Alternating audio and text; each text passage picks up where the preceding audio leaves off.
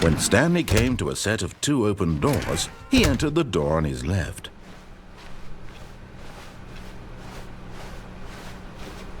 Yet there was not a single person here either. Feeling a wave of disbelief, Stanley decided to go up to his boss. Coming to a staircase, Stanley walked upstairs to his boss's office.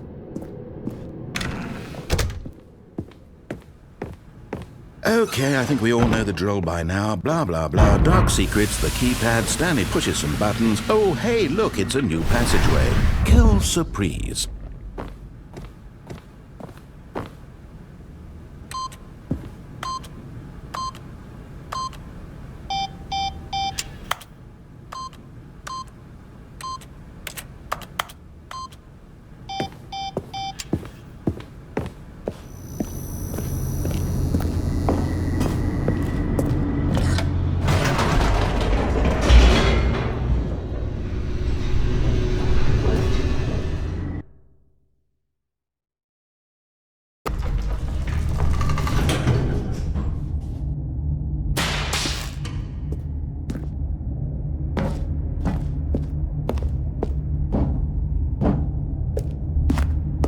Stanley walked straight ahead through the large door that read Mind Control Facility.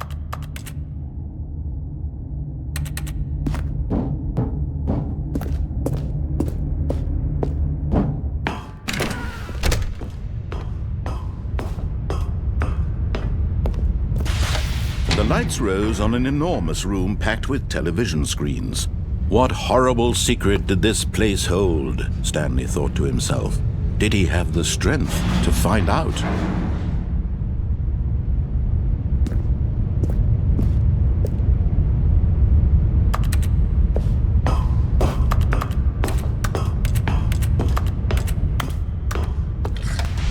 Now the monitors jumped to life, their true nature revealed.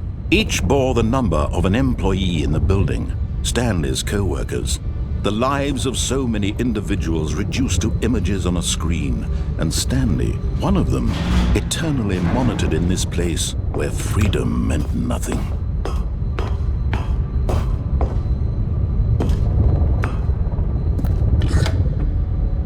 This mind control facility, it was too horrible to believe. It couldn't be true. Had Stanley really been under someone's control all this time? Was this the only reason he was happy with his boring job? That his emotions had been manipulated to accept it blindly? No, he refused to believe it. He couldn't accept it. His own life in someone else's control? Never! It was unthinkable. Wasn't it? Was it even possible? Had he truly spent his entire life utterly blind to the world?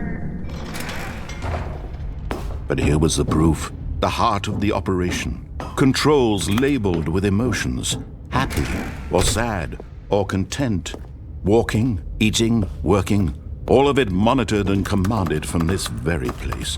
And as the cold reality of his past began to sink in, Stanley decided that this machinery would never again exert its terrible power over another human life. For he would dismantle the controls once and for all.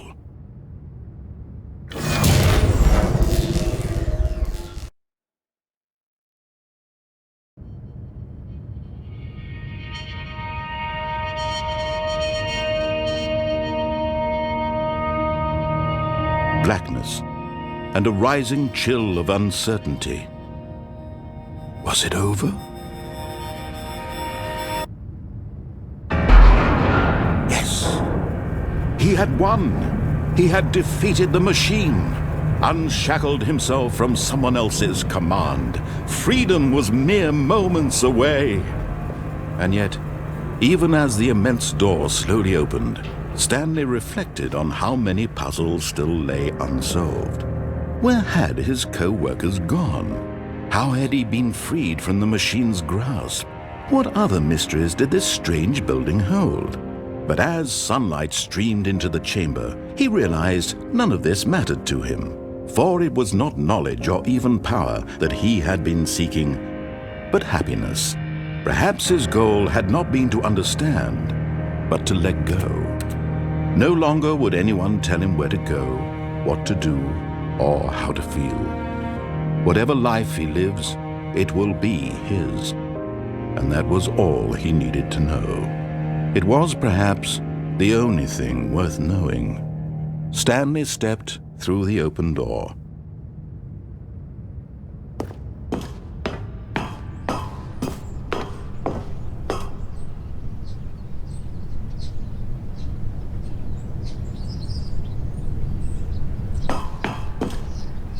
Stanley felt the cool breeze upon his skin, the feeling of liberation, the immense possibility of the new path before him. This was exactly the way, right now, that things were meant to happen. And Stanley was happy.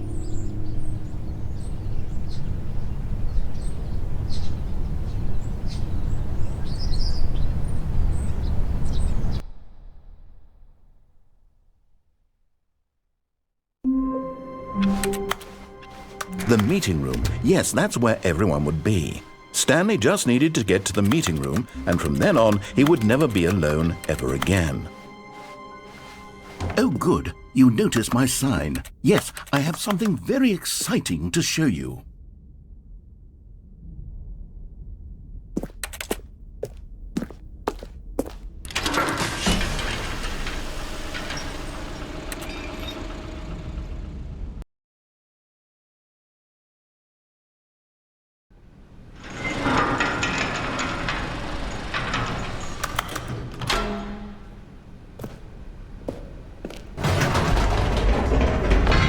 You see, Stanley, I've been reflecting on the Stanley parable and about how roundly disappointing this ultra deluxe version has turned out to be.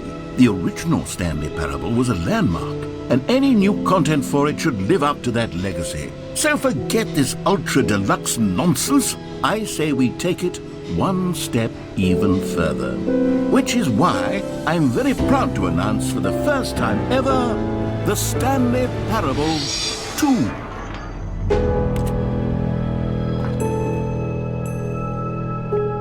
Yes, you see, isn't this far superior to a measly re-release with a few minor additions? Think of all the new territory we'll cover with a fully fledged sequel. An entirely new experience, built from the ground up. Why, there are so many possibilities. It could go in so many different directions. This is what fans have truly been asking for.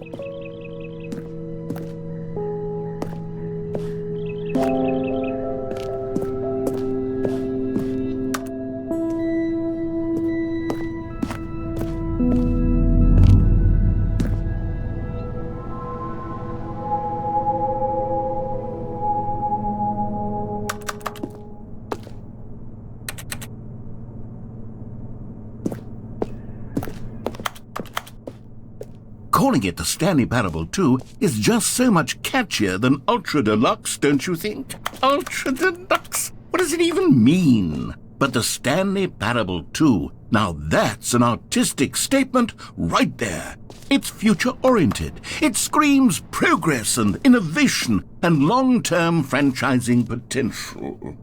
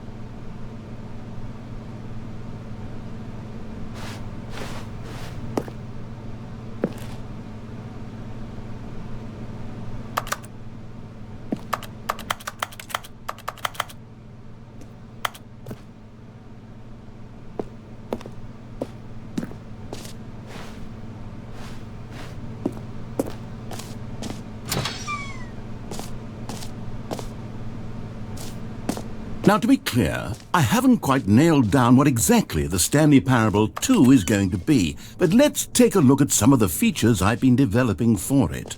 I figure that if I can loosely organize a handful of interesting concepts, that surely the game will sort of naturally spring up around them. It'll all work itself out. Game development is much more of a fuzzy magic than anything scientific or logical, really.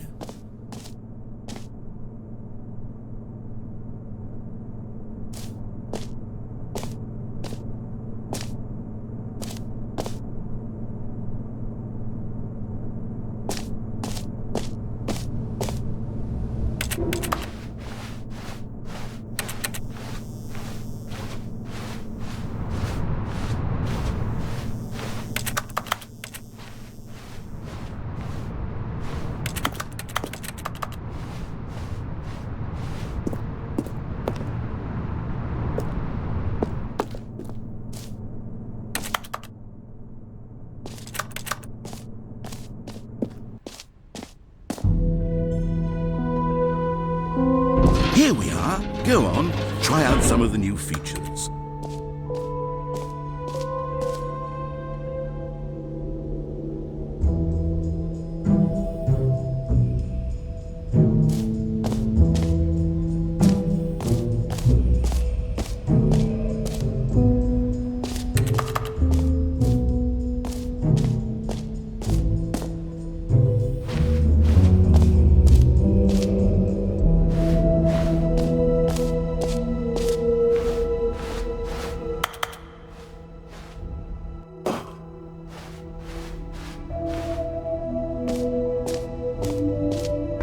For the Stanley Parable 2, I asked myself, what do players really want? And of course, the first and most obvious answer is that they want to be individually recognized and validated as people. So with that in mind, my first addition to the game is this button which speaks the name of the person playing the game. Isn't that wonderful?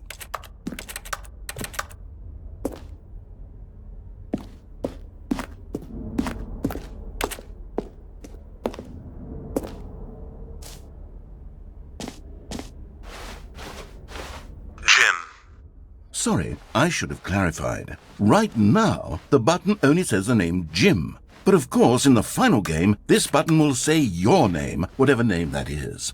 Here, let's have you role-play as Jim to really simulate the full experience of this feature. Just play along. I promise you'll love it. Okay, here we go. Let's take a deep breath, clear your mind, forget whoever you are, and simply become a person named Jim. I want you to imagine yourself living as Jim, sleeping and waking as Jim, falling in love and being heartbroken as Jim, seizing all of the world's possibilities as Jim, and as Jim watching your dreams crumble into dust. Do you feel it deeply? Jim. Whoa, hold on. I wasn't finished setting up the backstory. If you don't properly roleplay as Jim, then you'll never understand the impact of this button. Otherwise, it's just a stupid button that says somebody else's name. Okay, we're doing it again, and this time let me finish first. Now, allow yourself to become Jim.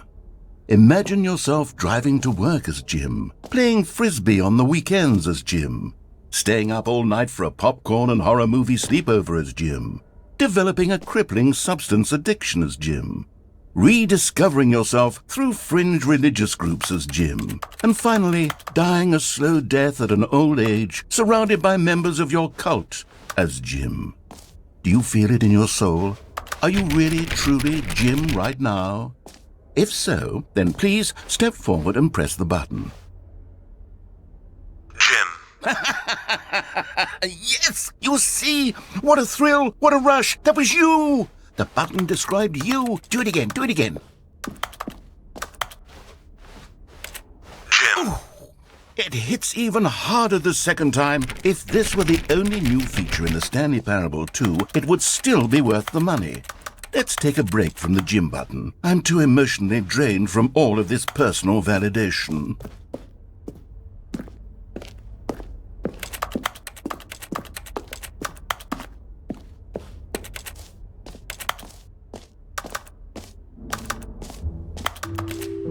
I suppose I could allow only people named Jim to play the Stanley Parable 2. That would actually save me the work of finishing this feature.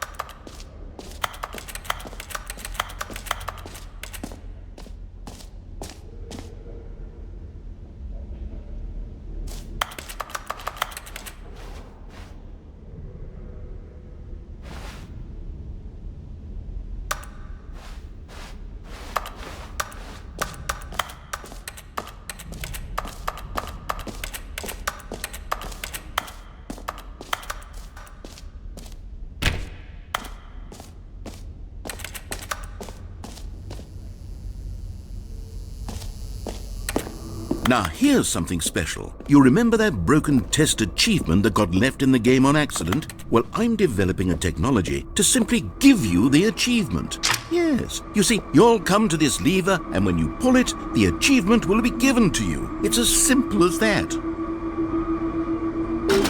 Okay, perhaps I should have clarified. This is technology that will exist. Right now, the achievement is still fully broken. I'm not a wizard, Stanley, but I guarantee it will be fixed in the sequel to at last satisfy the hordes of ravenous fans all over the world who have been uproariously demanding this feature. Gamers, we hear you, and I promise it will happen.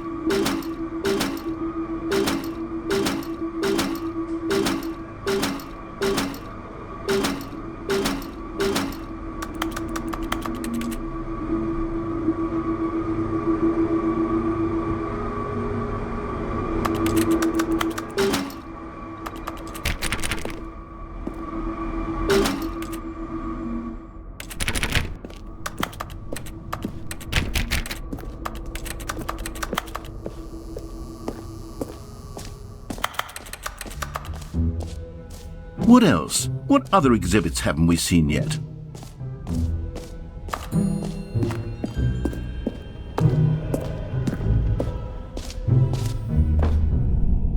Ah, collectibles.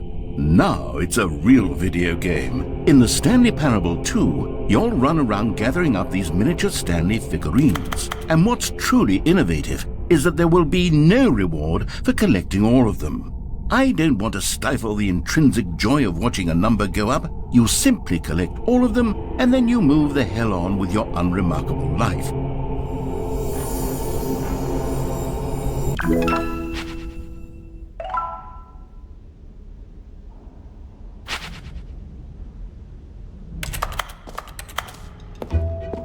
God, it really is the worst when you collect everything in a video game and then they give you a big fancy reward for it. Absolutely tragic.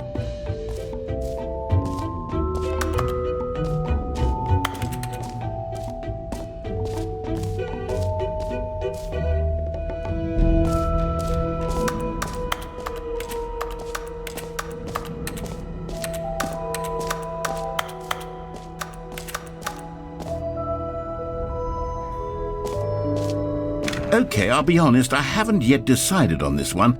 I think that in the new version, the office could use a bit of decoration, like balloons. But I'm undecided on Get Well Someday and Happy 12th Birthday. Which would you go with?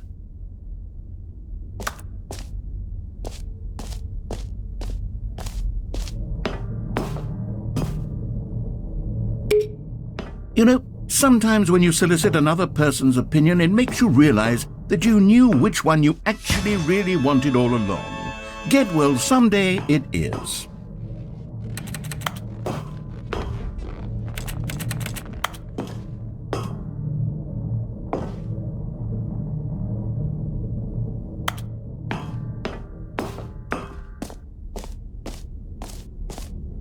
Or actually, maybe I should have gone with...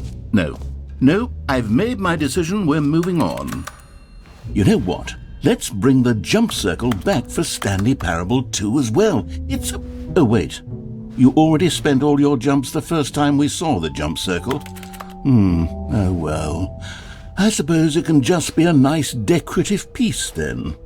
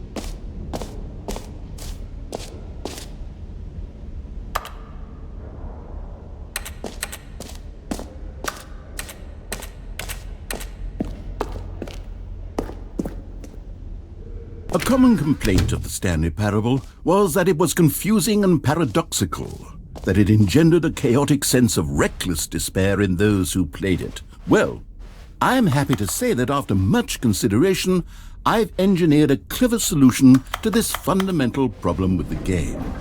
It's the Stanley Parable Reassurance Bucket. You see, Stanley, anytime you're holding the bucket, a sense of calm and ease will fill your mind and your heart. It's true. As long as you hold on to the bucket, the many disorienting contradictions of the Stanley Parable will feel perfectly normal and perhaps even comforting. You may even come to long for the gentle embrace of jarring cognitive dissonance while the bucket is in your arms. And to be honest, it's a much more convenient solution for me than actually redesigning the game to be less uncomfortable. Can you imagine what a pain in the ass that would be? Yes, the bucket is the perfect solution. Come on, give it a try.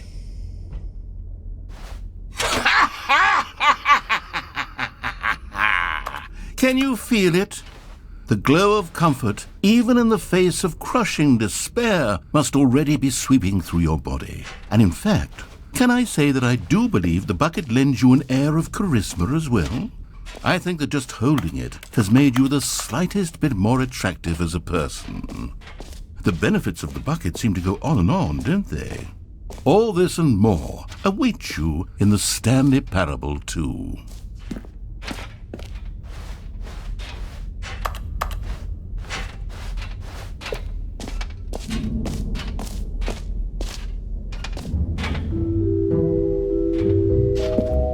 Does anyone give out awards for most enjoyable bucket in a video game? That really should be an award if it isn't already.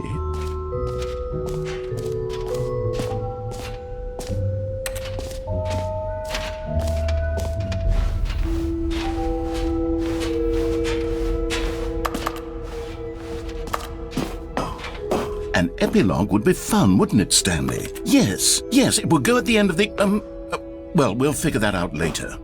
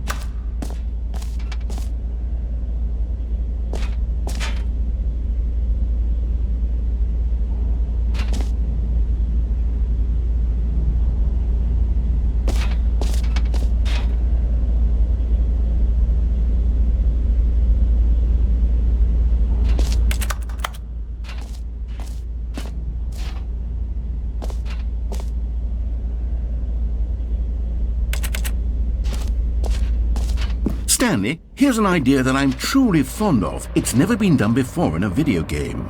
This is in fact a hole that you can fall down forever. That's right, infinite falling. You can fall until the end of time if you like. A stunning leap forward for video games as a medium.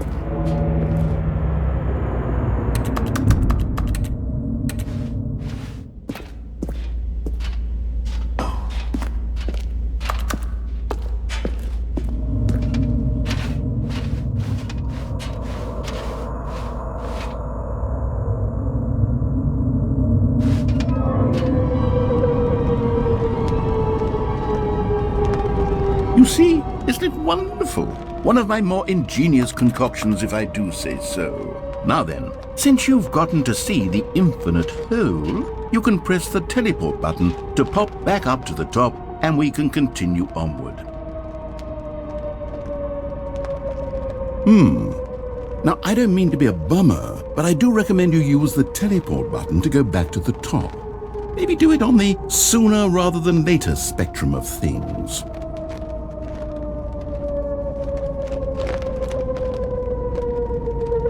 Okay, Stanley. I don't know quite how to say this tactfully, but it's possible that I slightly exaggerated the infinite nature of the hole. Is it a very, very deep hole? To be certain it is.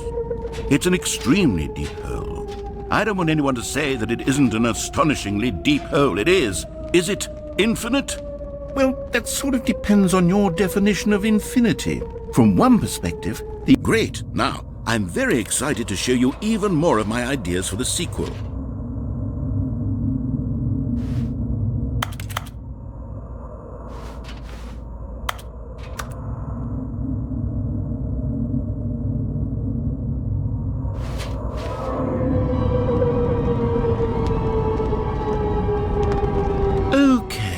I guess we're back in the hole now. Did you really need to see it again? I don't know what else there is to say, Stanley. It's an infinite hole. It's exactly what you're doing right now, but forever.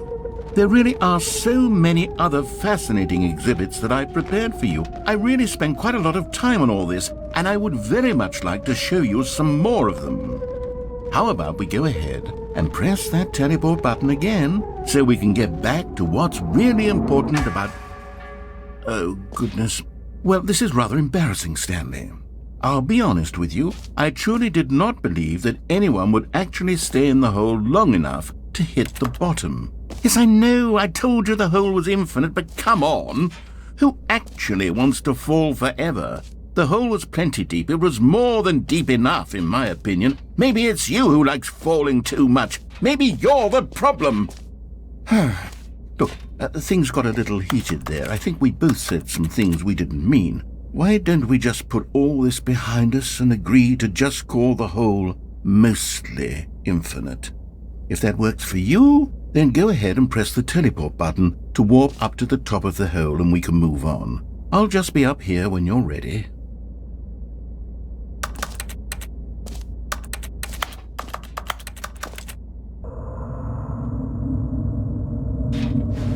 Oh, for heaven...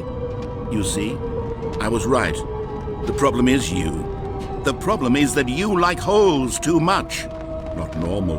A normal person would have said, yep, that's an infinite hole right there, goes on forever till the end of time. Don't need to see it all, but not you. Oh, no, no, no, no. You have a weird sort of... Oh. Did the hole seem even shorter to you this time? I couldn't help but feel like you spent a little less time in there than you did before. I mean, admittedly, I didn't make an infinite hole, but I didn't think it was that not infinite. Well, I suppose once again there's nothing to do here. If you decide you've had enough of the hole, you can hit the teleport button and come join me up above. Had enough? I'm positively thrilled. Gosh, how could I have guessed? You're back in the hole. If this starts to become a thing where... Wow. Okay. Yes. I'm starting to become extremely certain that the hole is not only not infinite, but that it's growing steadily less and less infinite. I suspect that I'm starting to hit the point where it's no longer feasible to call the hole infinitely deep, even by the lax overall standards for accountability and marketing. What's going on here? Stanley, I have no explanation for the uncertain nature of the hole's length. Here, let's try something. Let's pop back up to the top, and we'll see if it gets any shorter. Well, there it is. How is this still appealing to you? I know you're obsessed with holes, but at this depth, I just can't see this scratching the itch. Oh, who am I to judge?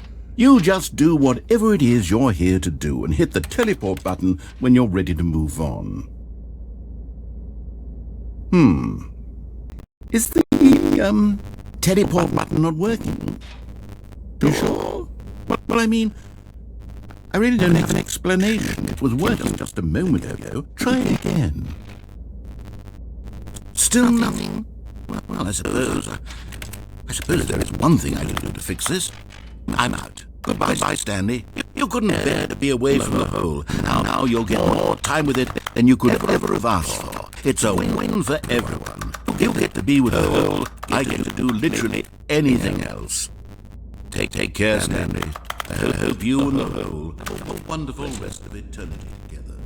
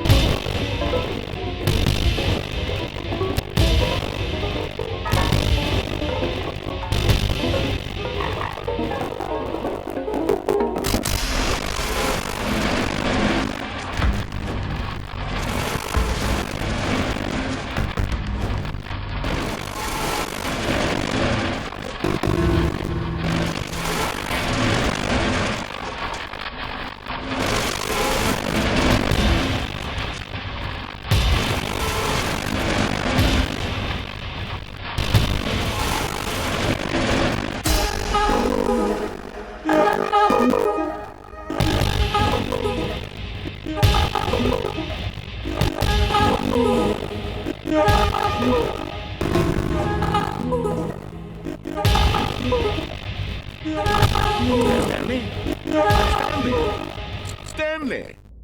Oh, good, you're awake. It seems you had sort of dozed off there, drifting away into dreamland. But we can't have that, Stanley, because this hole is just so darn fascinating that I want you to be wide awake for every second of it. You don't want to miss a single moment. So how about if I just pop in from time to time and wake you up to keep you really, truly focused on the hole?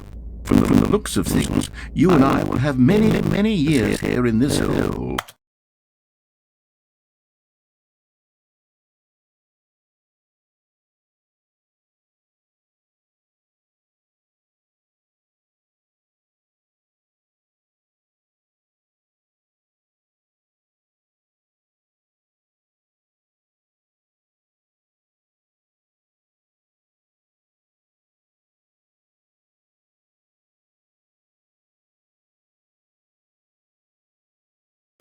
And I'm looking forward to all of them. Stay alert, Stanley. I'll be back. Toodle-pip.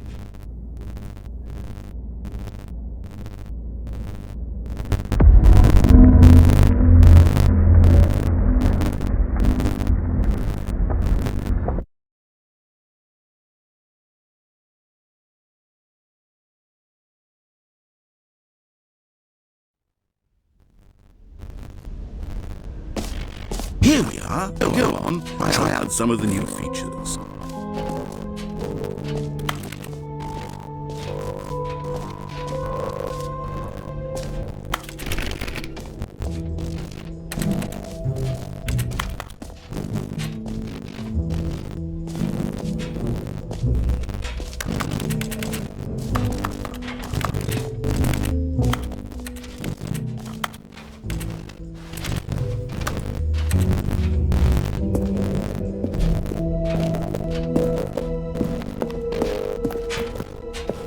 All right, have you seen everything you wanted to? Ready to move on now?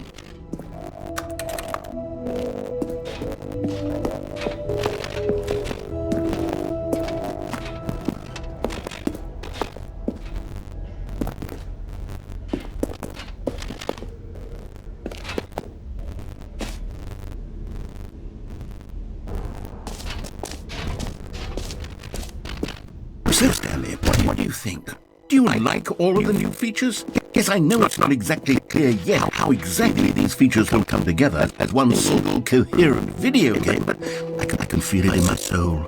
It's going to work. There's definitely a good game in there somewhere. Say, let's do an experiment.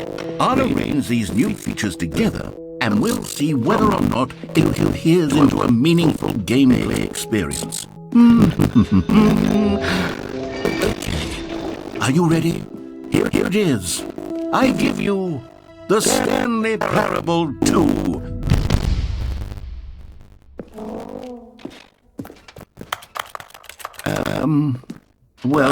I mean, there's potential here, right? It's sort of... Okay, never mind. Hold on. Let me do a different arrangement. Okay, yes. This is much better. I feel good about this. Here we go. Version 2. Who am I kidding, Stanley? This isn't a coherent video game at all. It's a lot of gags. And I do very much enjoy creating gags, but they don't add up to anything. I wanted more than anything to create a sequel that would capture all the magic of the first game. I wanted fans to love it. No matter how good these gags are, they wouldn't stand on their own. They would need the structure and the gameplay of the original. Wait. Maybe that's it.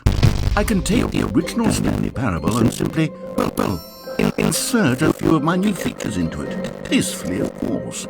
With respect. With care for the vision and integrity of the original game.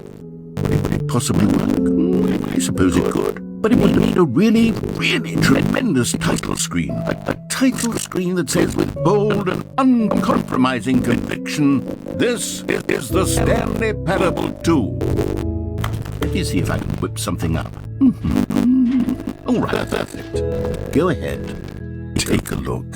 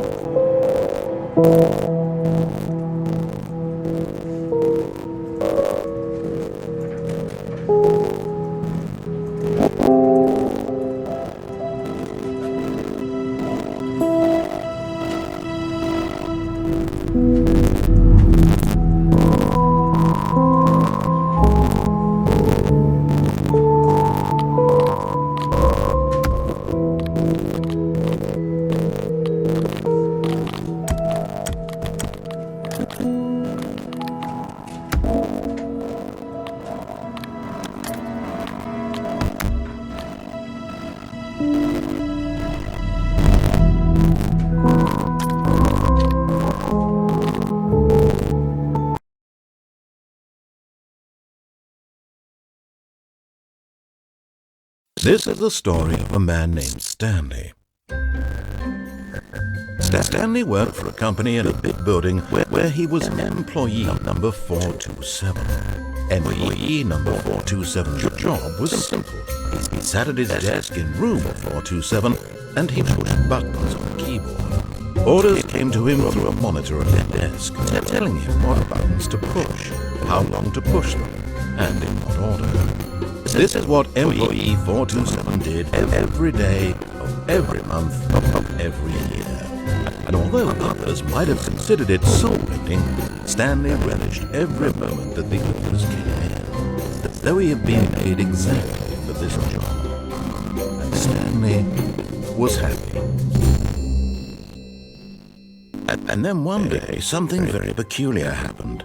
Something that would forever change Stanley. Something he would never quite forget. He had been at his desk for nearly an hour when he realized that not one single order had arrived on the monitor for him to follow. No one had showed up to give him instructions, or call a meeting, or even say hi. Never in all his years at the company had this happened. This complete isolation. Something was very clearly wrong. Shocked, frozen solid, Stanley found himself unable to move for the longest time. But as he came to his wits and regained his senses, he got up from his desk and stepped out of his office. All of his co-workers were gone. What could it mean?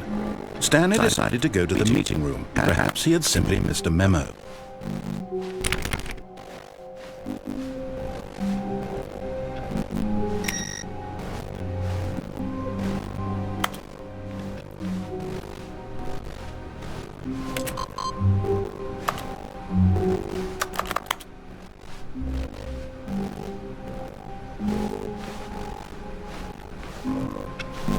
Stanley picked up the bucket.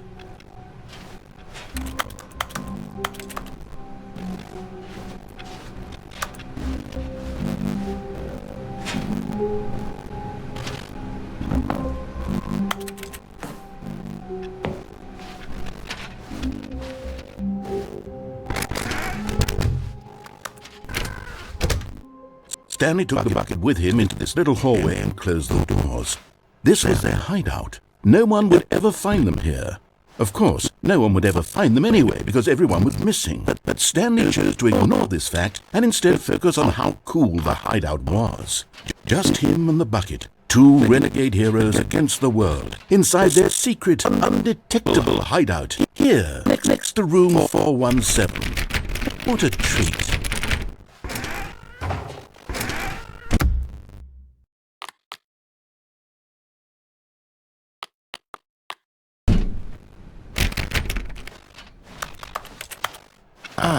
No, apparently not. Oh, please. Are you really just doing this for the achievement? Click a door 5 times. Is that all that you think an achievement is worth? No. I can't just give these merits away for such little effort. A measly 5 clicks. Now suppose you were to click the door 20 times. I would say that's the kind of effort that warrants recognition. I have to say, I'm still not feeling the satisfaction of witnessing true effort for a noble cause. Perhaps 50 clicks will do it. Yes, almost certainly 50 clicks.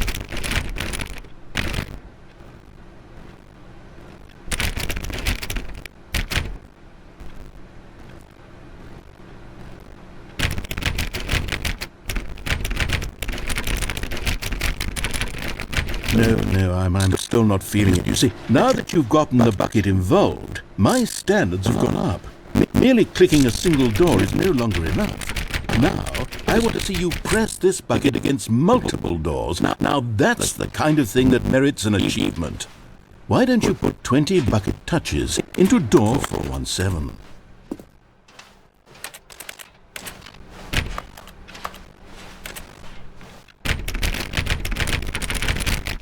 Okay, great. Now, go touch the bucket on door 437 a few times.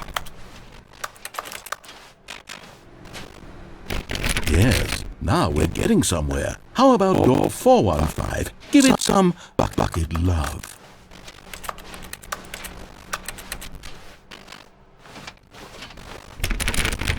Now back to door number 437.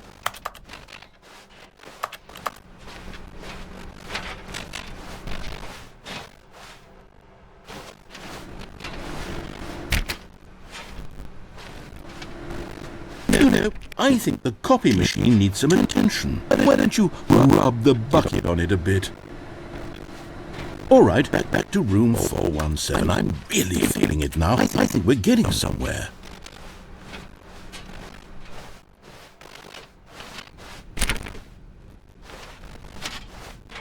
Okay, now bring the bucket on top of employee 419's desk.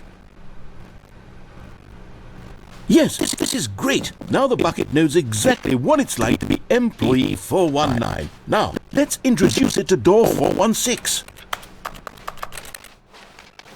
We almost got it. Now make the bucket and the copy machine touch again.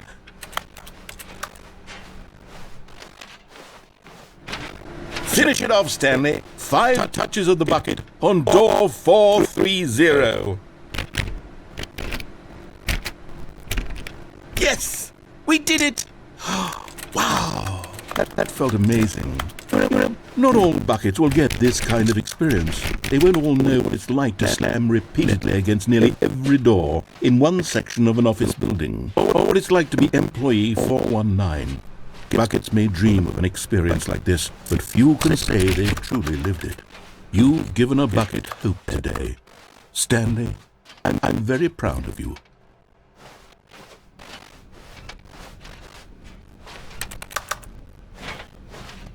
Stanley clutched the bucket tightly to his chest and entered the door on his left.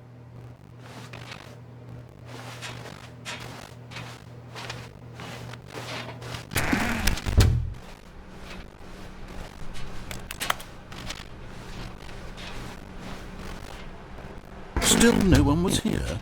Stanley needed the bucket's warmth and comfort now more than ever. Perhaps his boss's office was where he'd find answers. Oh, Stanley, can you feel it?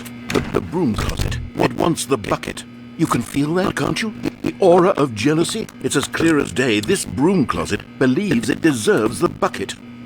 I can really feel it now. It's a bucket. It belongs in a broom closet. That's what the broom closet is trying to say here. It's supposed to go with the other cleaning supplies. Good for you, Stanley. Don't give in. Don't hand over the bucket. I know how hard it must be, given the pressure that the broom closet is putting on your shoulders right now, but you have to be strong. This is your bucket. This is your companion and lifelong friend. You can't hand it over. No. We're getting into name-calling now, it seems. This is how low the broom closet has sunk, that it has to resort to this stream of petty insults simply in order to get you to hand over the bucket. Stanley, I never liked this broom closet for a variety of reasons. Even this is worse than I had imagined. Wait. Now the broom closet has the gall to imply that you and the bucket are not truly deep and lasting friends? That your relationship is purely superficial and convenient? That your life is so banal and meaningless that you'd feel the same sort of kinship towards any inanimate object which happened to lay in your path in an even partially enticing manner? Well, I never. Go on, Stanley. Lay into it. Really tell the broom closet off for its demeaning comments. Expand on the wide variety of experiences you and the bucket have shared together. Go through each of them point by point.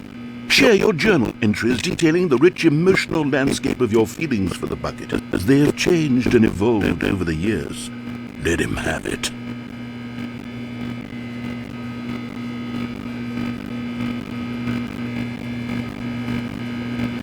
Okay, I've got you something which I think will help settle this debate once and for all. Here we go. There. Now it's settled. No more debate, no more discussion. Take a hike, broom closet, with all your meandering philosophical diatribes about the nature of cleaning supplies and their relationship to broom closets in the natural order of things.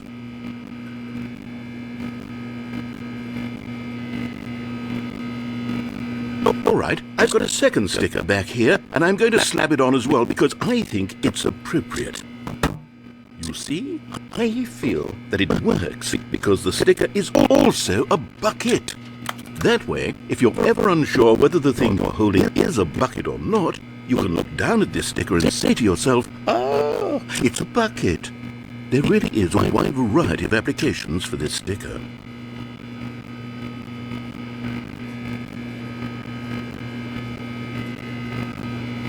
You know what? I could take the name-calling and the dismissal of your kinship with the bucket, but now the broom closet is just giving us a silent treatment. And to be honest, I'm sick of the pettiness on display. You can stay here all you like, but I've had it with this impetulant room of cleaning supplies. Easily the most childish such room I've ever been in. I'll see you outside, and we can get on with the story about you and your bucket.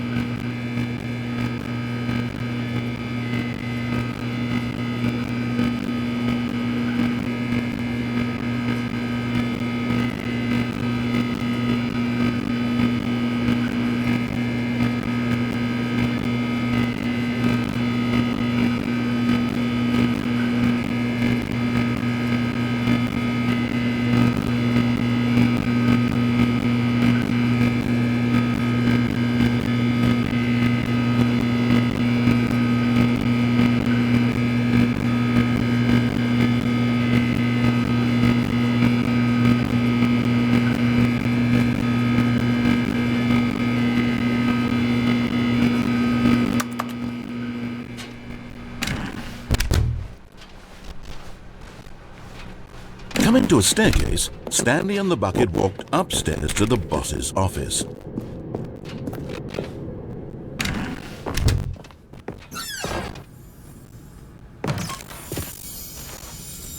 You found one of them. One of the miniature Stanley figurines. Remember, no reward for collecting all of these, only the intrinsic pleasure of a job well done. You can't buy that sort of happiness, Stanley. God knows I've tried. So, I implore you to savor each and every moment you come across one of these beautiful figurines.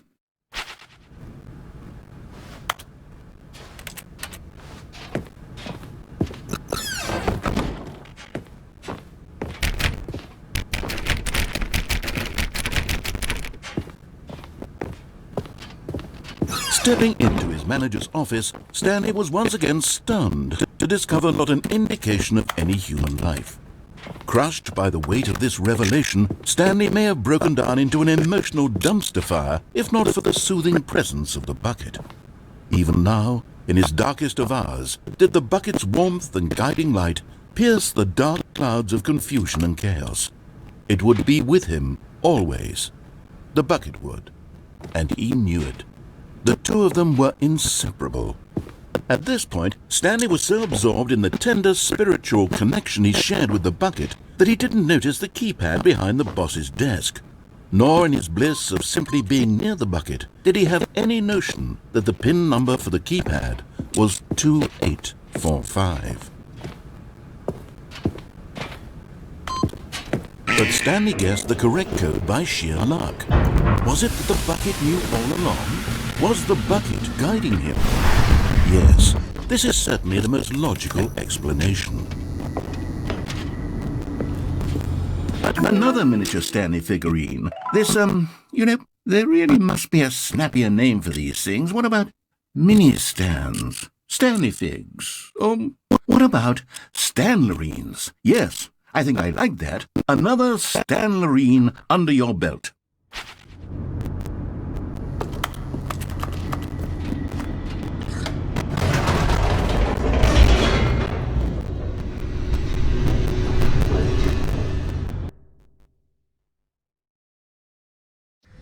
The elevator raced downward, plummeting towards an unknown fate. It would be all Stanley could do to keep himself together, if not for the bucket. Soothing him, comforting him, reassuring that in this darkest moment of uncertainty, he would be all right. The bucket is here for you, Stanley. Everything will be fine.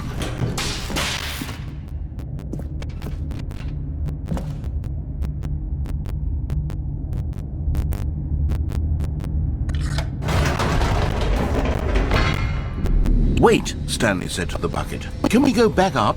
When I was pressing those keypad buttons, there was something very intriguing about the number 3. I want to go back so I can try pressing the number 3 again. The bucket said nothing.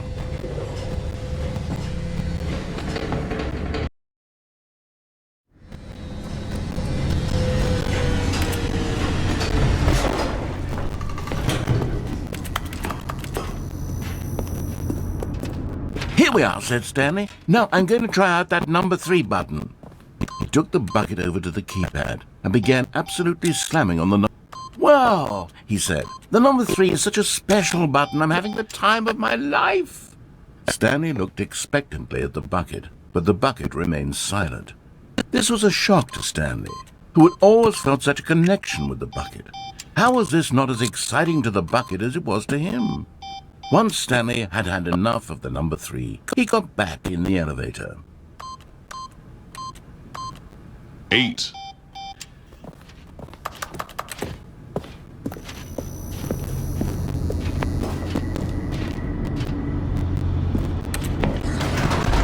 Perhaps the bucket had missed something. Perhaps it had not seen how much joy Stanley got from slamming the number 3 repeatedly.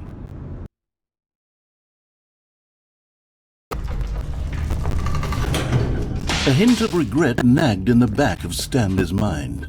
Should he demonstrate the number 3 for the bucket again?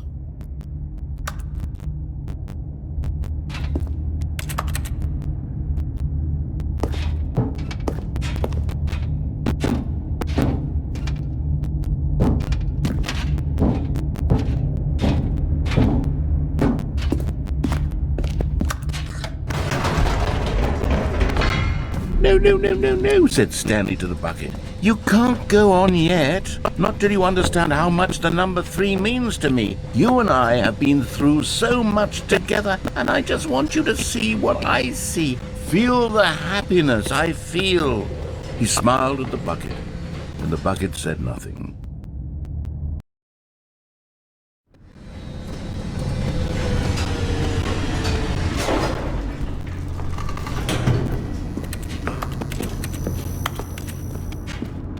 Here we go, said Stanley. This time I'll really show you. He ran to the number 3 and began to wail on it like a musician on a beloved instrument, weaving a concerto of truth and passion. He wielded the number 3 like a fine artist would wield a paintbrush. He told stories through the number 3, stories of his dreams and hopes and fears, and the whole time he looked to his bucket for a reaction of some kind. Anything to let him know that the bucket appreciated what he was doing. The bucket conveyed absolutely 8. nothing at all, only silence.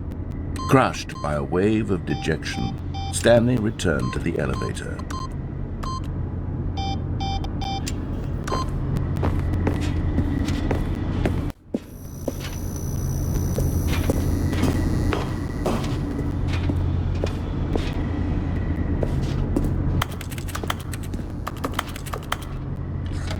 Stanley and the bucket were so close. They'd always been there for one another. Why suddenly could the bucket not connect with this passion of Stanley's? The question caused Stanley to ruminate the whole way down the elevator. He knew that there must be a way to get through to the bucket, to communicate fully with his dear friend. Surely there was a solution, mustn't there be?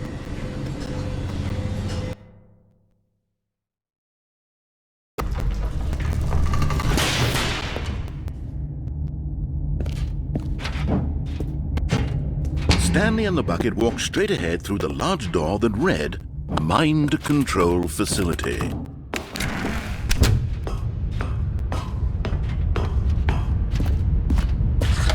The lights rose on an enormous room packed with television screens. What horrible secret did this place hold? Stanley and the bucket both wondered to themselves.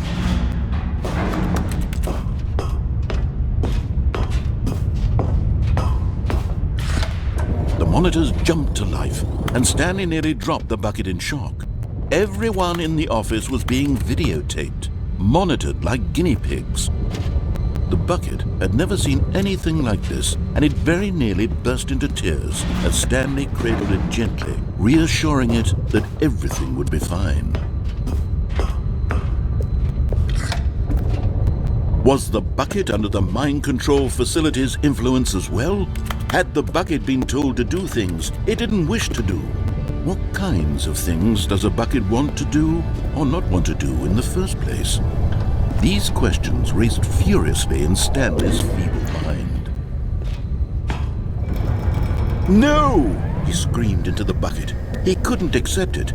His own life in someone else's control, never! He squeezed the bucket tighter, his one friend in the entire world. At this point, he could trust no one except for the bucket.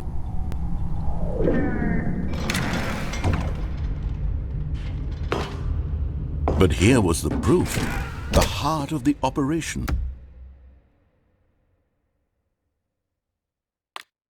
Controls labeled with emotions, happy or sad or content. Walking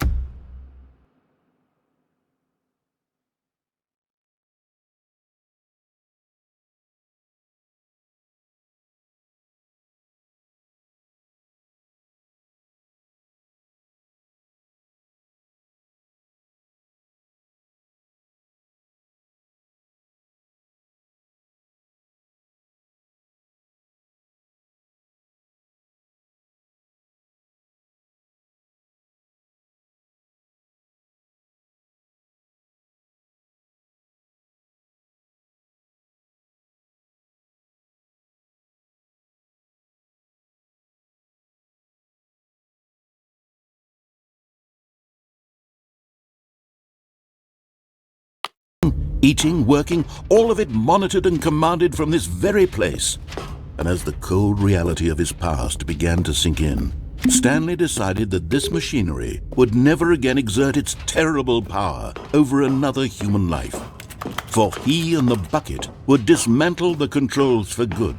Two best friends, Stanley and the bucket, up against the world. They high-fived in a really cool way, and the bucket made a sassy comment about taking down the system.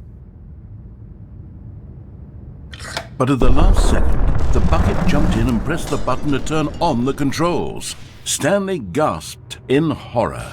Had this been the bucket's plan all along? To take over the machine and claim the power for itself? How could the bucket have betrayed him like this? Stanley was prepared to throw the bucket away in disgust when suddenly an image appeared upon the enormous screen. Birds. Silly, silly birds. The control buttons became active again.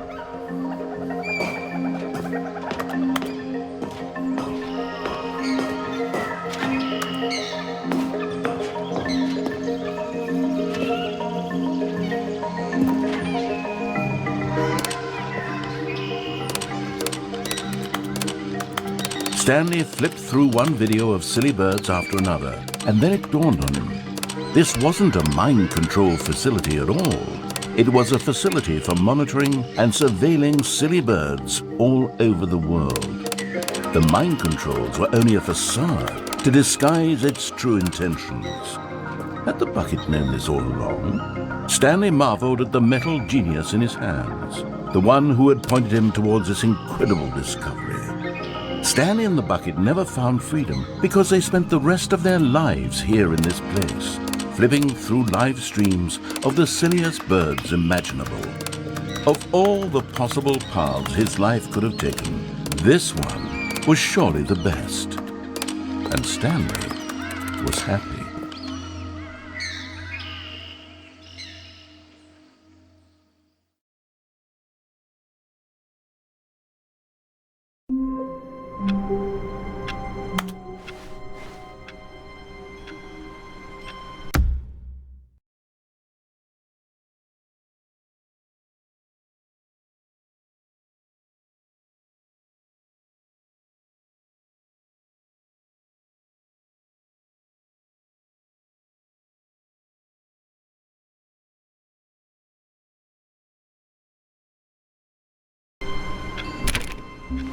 All of his co-workers were gone.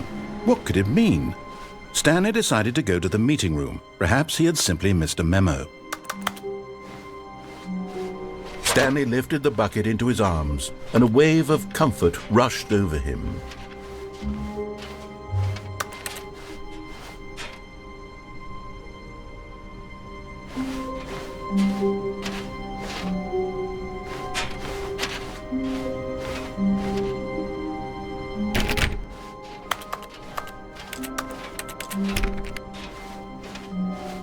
Stanley clutched the bucket tightly to his chest and entered the door on his left.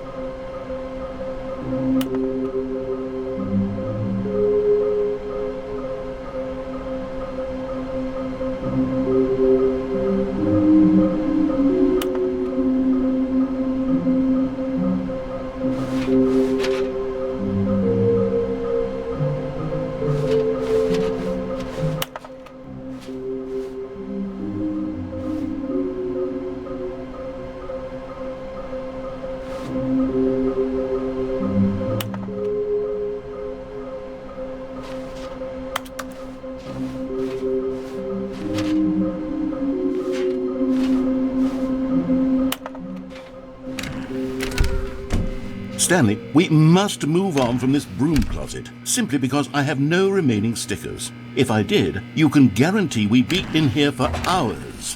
But alas, no stickers. Coming to a staircase, Stanley and the bucket walked upstairs to the boss's office.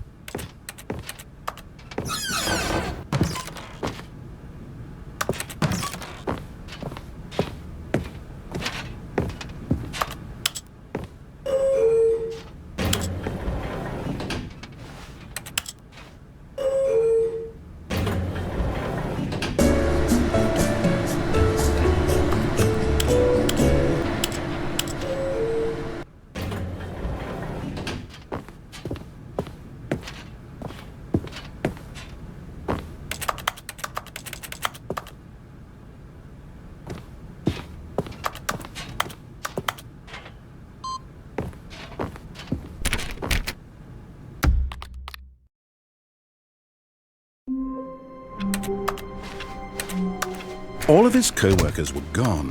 What could it mean? Stanley decided to go to the meeting room. Perhaps he had simply missed a memo.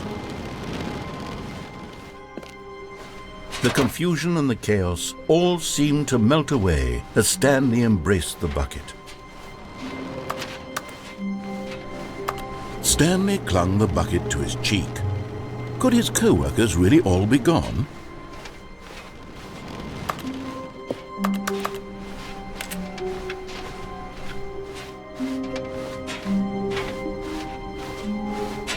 Stanley clutched the bucket tightly to his chest. This was not the correct way to the meeting room, but Stanley had felt the bucket calling to him, telling him that the employee lounge was simply the place to be.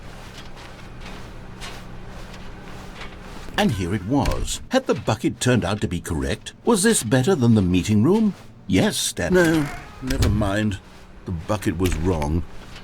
Stanley took the door on his left to go back to the meeting room.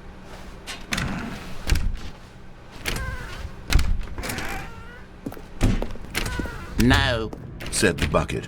don't go to the meeting room. Go somewhere else. The cargo lift, yes. Go there. Go to the cargo lift.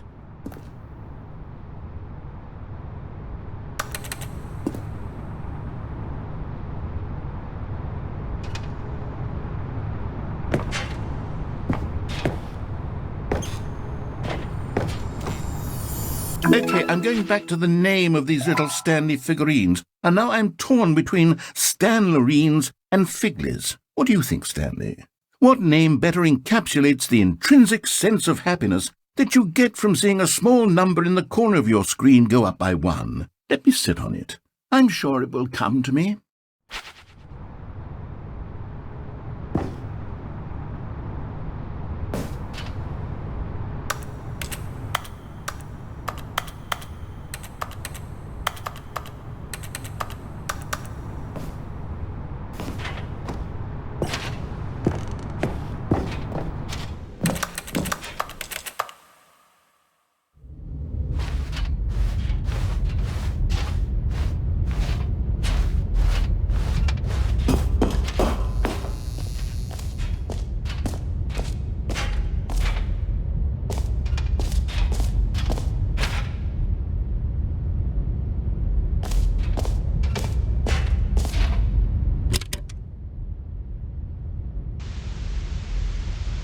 Okay, this is day number 295, tape number... I don't even know. I've lost track. Nothing feels real anymore. The longer I study this bucket, the less sense anything makes. The sheer euphoria I feel every time I pick it up. No matter how many times I've done it, it's always the same feeling. And the emptiness in my chest when I set it down, it doesn't make sense. There's no explanation for it. I still haven't figured out why I see the world so differently when this bucket is in my arms. Why everything feels so... What do I do with this treasure? I can monetize it. Yes. It's unthinkable the amounts of money people will pay for even just an hour with the bucket. This is my golden ticket. But I have to be careful, because as soon as this gets out, there's going to be a target on my back. Even now, I don't know who might be trying to get... What's that? Who's there?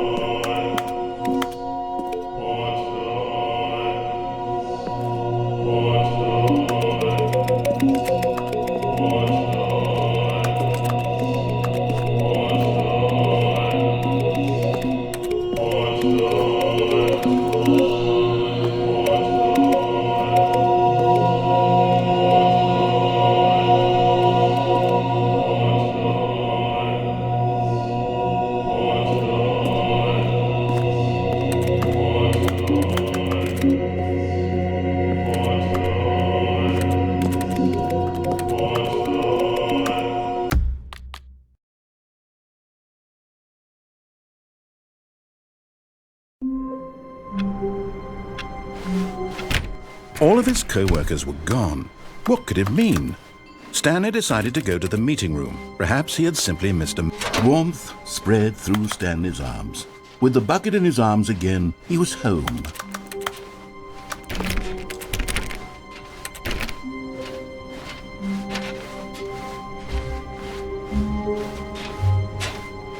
Stanley clutched the bucket tightly to his chest and entered the door on his left.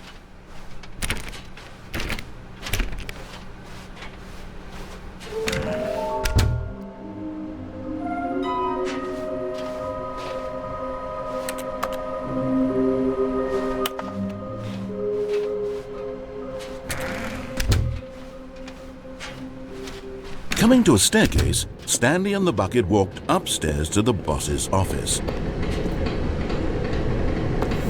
You're getting close now, Stanley. You've nearly gotten all of the Figler and Marines. Very soon, you'll collect the last one, and then the first number will equal the second number, and that will be it. We'll be different people by then. Different in the sense that we used to have none of them, and now we have them all. You can't go back to when you had no Figler and Marines. None of us can.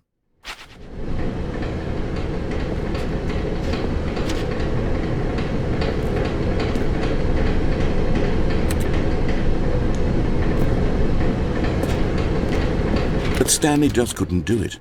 He considered the possibility of facing his boss, admitting he had left his post during work hours. He might be fined for that. And in such a competitive economy, why had he taken that risk? All because he believed everyone had vanished? His boss would think he was crazy. And then, something occurred to Stanley. Maybe, he thought,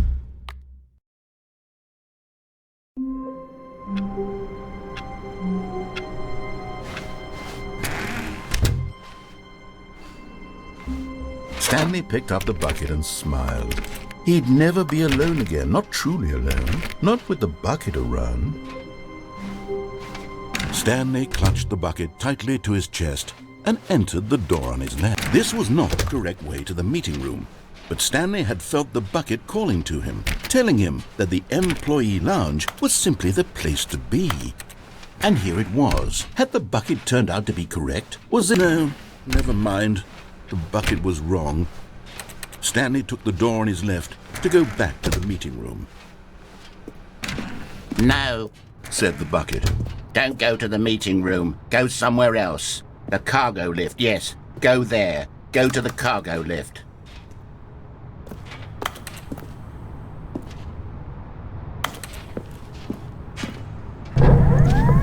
Good, Said the bucket. now ride the lift all the way to the top. There's something up there I need you to do. Stanley did not question why or how this bucket was speaking to him. It should have alarmed him, of course, because buckets can't talk. But Stanley chose not to think about this obvious fact. He was firmly convinced that the bucket had spoken to him, and he unthinkingly did whatever the bucket asked.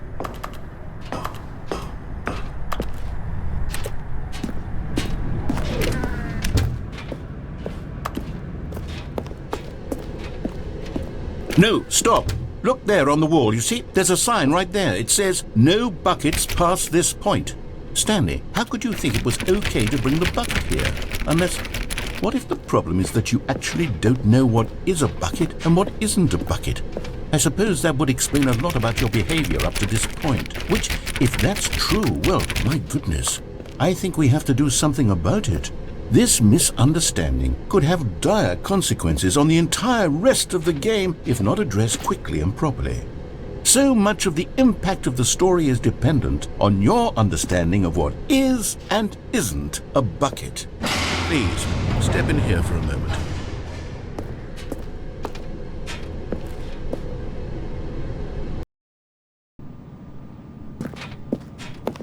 Now then, I'm going to run you through some test scenarios, and you'll tell me whether or not the thing I'm showing you is a bucket.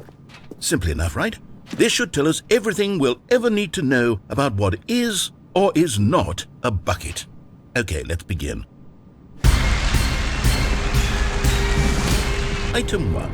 Is this a bucket?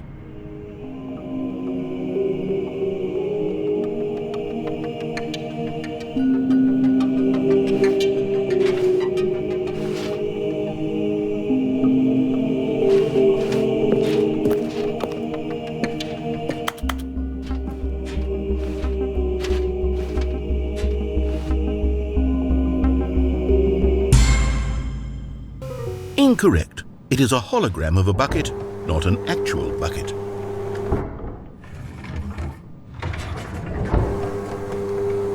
Item 2. Is this a bucket?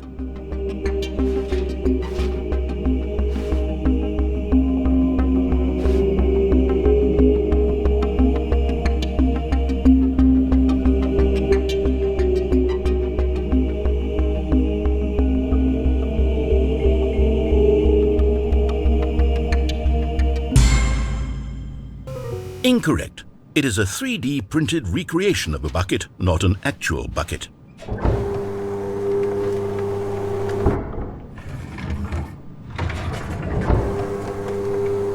Item 3. Is this a bucket? Correct. This is a bucket.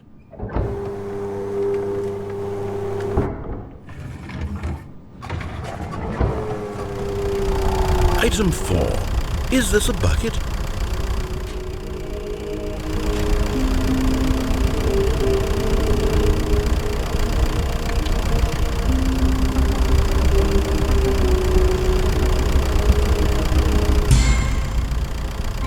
Correct. This is a tractor and not a bucket. To be honest, I just sort of put this one in here as a gimme, but I was starting to get concerned that even this might be too much for you. Thank you for not making me look like an idiot. Okay, next one.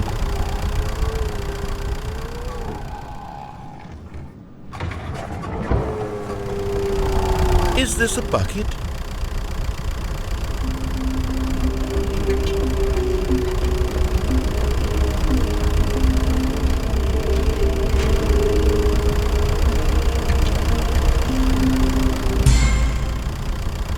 Incorrect. This is a bucket.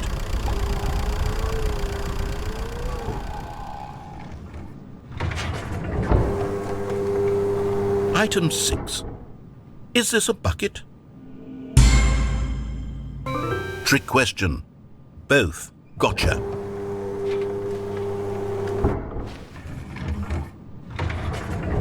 Item... Wait, hold on. I can't find the next one. Let me see. It should be around here somewhere.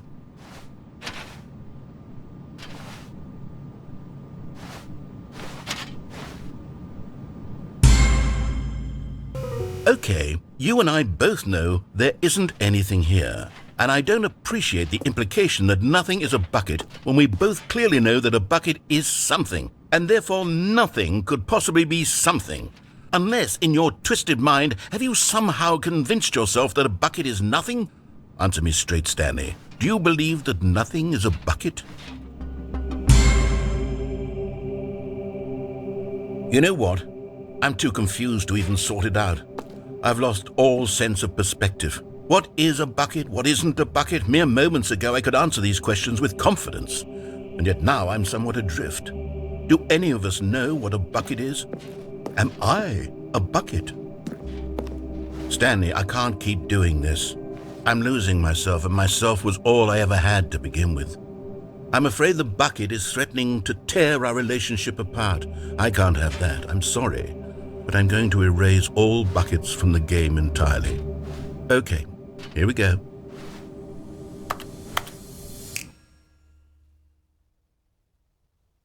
What happened? Is everything gone? Why did everything disappear? Wait, was everything a bucket? Every single thing in the game was a bucket. Oh my God, I had no idea. How could... except me. I'm not a bucket after all. And you, Stanley, you're still here. You're not a bucket either. Oh, this is wonderful news. We're not buckets. Yes, I actually feel much more at ease right now. It's delightful to get some clarity on that issue, but it doesn't change the fact that we haven't got a game.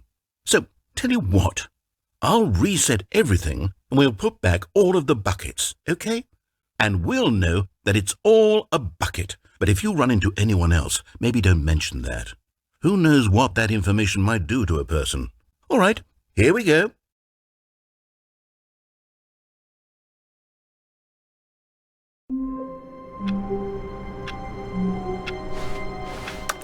Someone was following Stanley. He was sure of it. If he checked over his shoulder now, he would surely catch them. It was only a matter of time.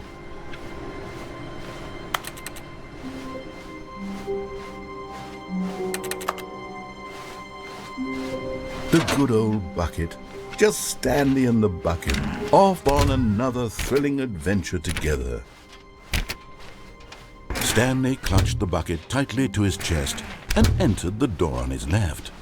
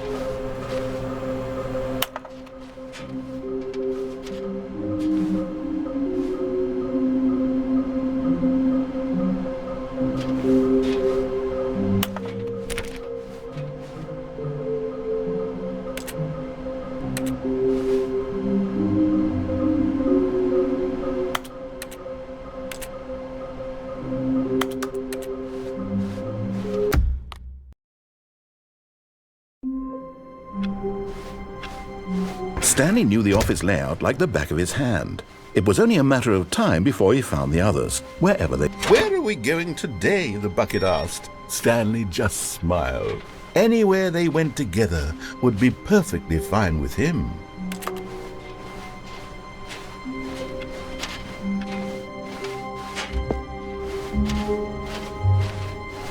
Stanley clutched the bucket tightly to his... This was not the correct way to the meeting room. But Stanley had felt the bucket calling to him, telling him that the employee lounge was simply the place to be. And here it was. Had the bucket turned out to be correct? No, never mind. The bucket was wrong. Stanley took the door on his left to go back to the meeting room. No, Said the bucket. don't go to the meeting room. Go somewhere else. The cargo lift, yes. Go there. Go to the cargo lift. Good, said the bucket. Now ride the lift all the way to the top. There's something up there I need you to do. Stanley did not question why or how this bucket was speaking to him. It should have alarmed him, of course, because buckets can't talk. But Stanley chose not to think about this obvious fact. He was firmly convinced that the bucket had spoken to him, and he unthinkingly did whatever the bucket asked.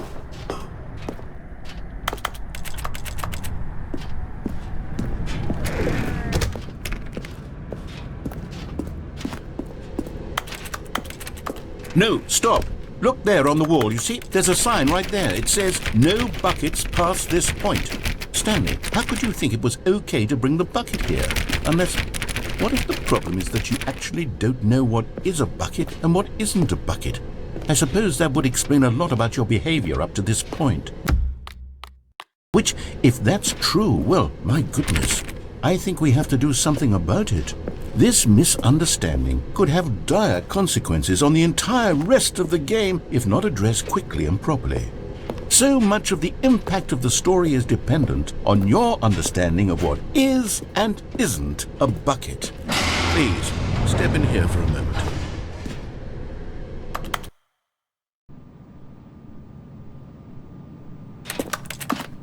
Now then, I'm going to run you through some test scenarios, and you'll tell me whether or not the thing I'm showing you is a bucket. Simple enough, right? This should tell us everything we'll ever need to know about what is or is not a bucket. Okay, let's begin. Item 1. Is this a bucket? Correct. It is a hologram of a bucket, not an actual bucket.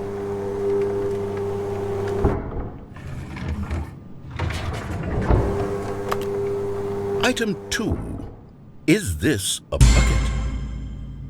Correct. It is a 3D printed recreation of a bucket, not an actual bucket.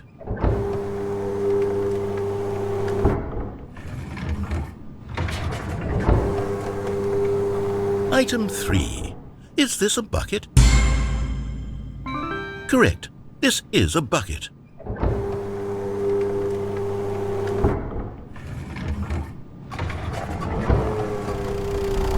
Item 4. Is this a bucket? Correct. This is a tractor and not a bucket.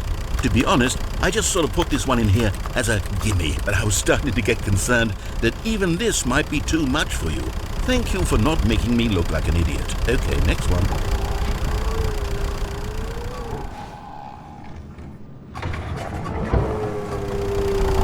Is this a bucket? Correct. This is a bucket.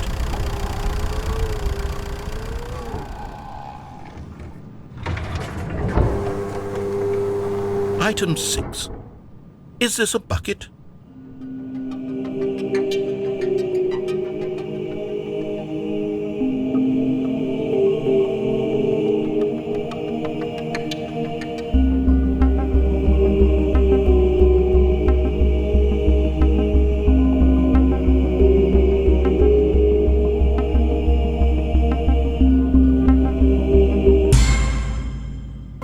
Trick question.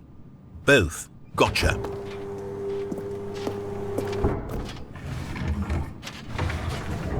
Item... Wait, hold on. I can't find the next one. Let me see. It should be around here somewhere.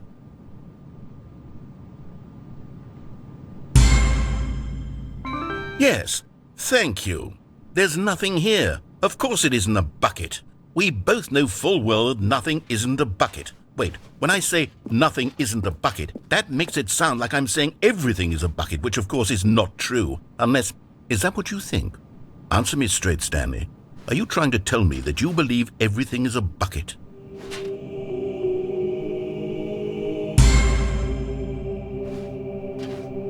You know what?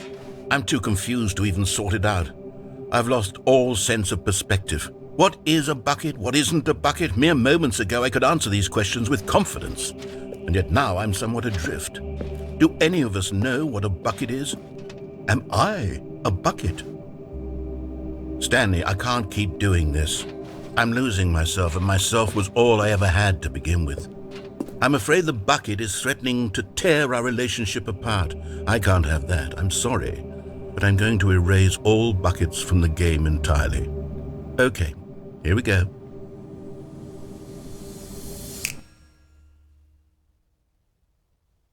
What happened? Is everything gone? Why did everything disappear? Wait, was everything a bucket? Every single thing in the game was a bucket. Oh my God, I had no idea. How could... except me. I'm not a bucket after all. And you, Stanley, you're still here. You're not a bucket either. Oh, this is wonderful news. We're not buckets. Yes, I actually feel much more at ease right now. It's delightful to get some clarity on that issue, but it doesn't change the fact that we haven't got a game. So, tell you what, I'll reset everything and we'll put back all of the buckets, okay? And we'll know that it's all a bucket. But if you run into anyone else, maybe don't mention that. Who knows what that information might do to a person? All right, here we go.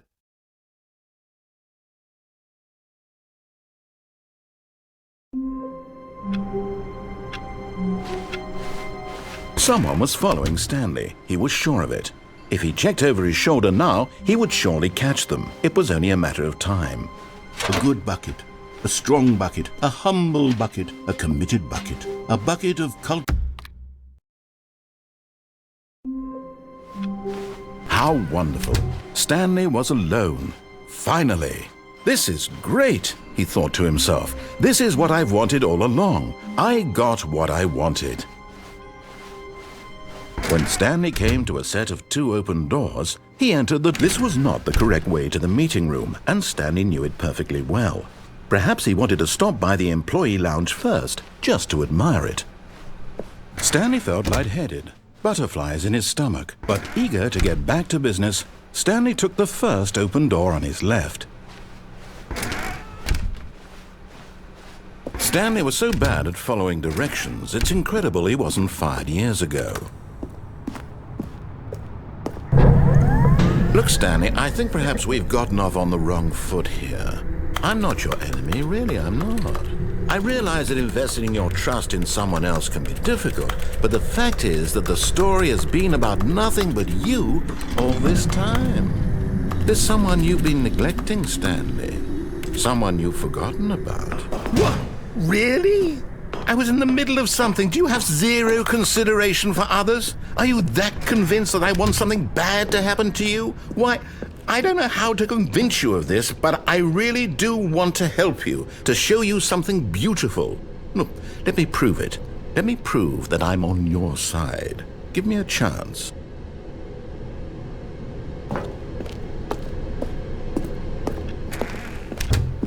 Now listen carefully, this is important. Stanley walked through the red door. And there it is, the last Stiggly Wiggly. Savor this moment, Stanley. This is a real accomplishment. This is doing something just for the sake of doing it. Where so many people expect to be rewarded for the most trivial achievements, you've insisted that a job well done is its own reward. I would tell you that I'm proud of you for collecting them all, but that would be like a reward, and we can't have that. So, instead I'll just say, it's done. We're all done here, and now we can go to whatever the hell you were doing before you hunted for figurines.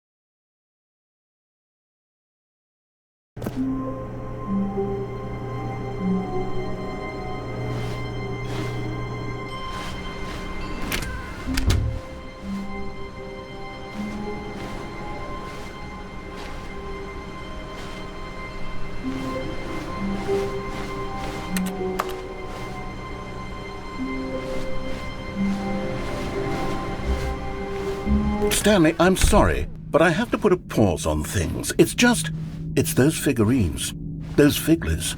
I haven't stopped thinking about them since you nabbed every last one.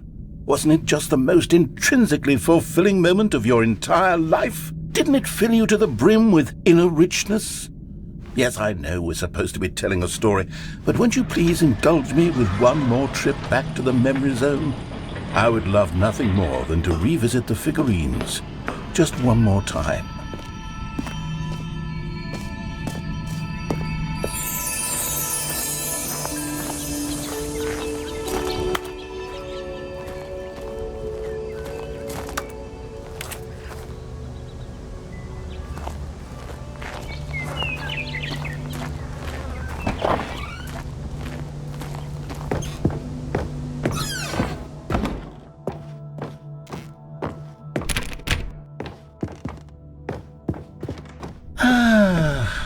Here's where it all began.